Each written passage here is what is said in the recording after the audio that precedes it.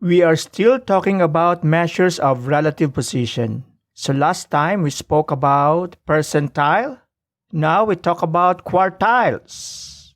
So the key word there is quarter. Quarter means to divide into 4 equal parts. So that is the key word, quarter. Quartiles. So again, quartiles is a measure of relative position. In quartiles, the dataset is partitioned into 4 approximately equal groups or equal in size. The numbers, okay, and then I gave a comment here, medians, that occupy the demarcation lines are the quartiles. So let's say, for example, this is my dataset. 1, 1, 3, 5, 7, 8, 10, 11, 11, and 15. You can divide it into 4 equal parts. It's like you are going to fold a piece of paper into 4 equal parts. And by folding it, you will produce that demarcation line that I said, okay?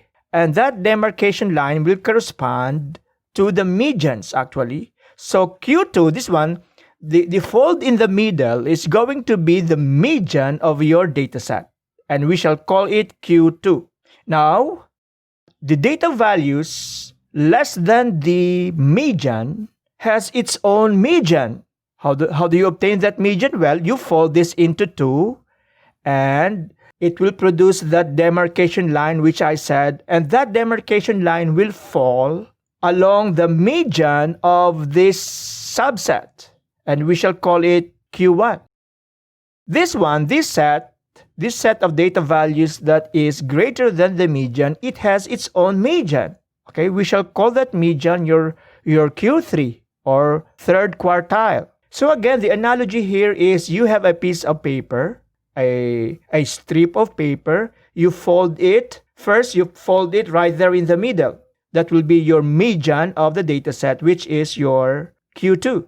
And then the other 2 parts, you will fold them again, and they will produce their own medians for the subgroups. We shall call them Q1 or first quartile, and the other one is Q3, the third quartile. How to find the quartiles? Well, we first rank the data. Just like with percentiles, we rank the data. We look for the median, we call it Q2, the second quartile. Now, the median will divide your dataset into 2 groups. The first group is less than the median in values. In the first group, you have data values that are less than or equal than the median. But even that subgroup has its own median. We shall call it the first quartile or Q1. And the other group, the set of values greater than the median, it has its own median. We shall call it the third quartile. Example 2.6, find the quartiles using the medians. Okay. Kids in a daycare center are weighed and their weight in pounds are listed below. Find Q1, Q2, and Q3. Well, what we do first is we rank them. We sort them in ascending order. And then we look for the median of this data set. The median will correspond to the second quartile or Q2.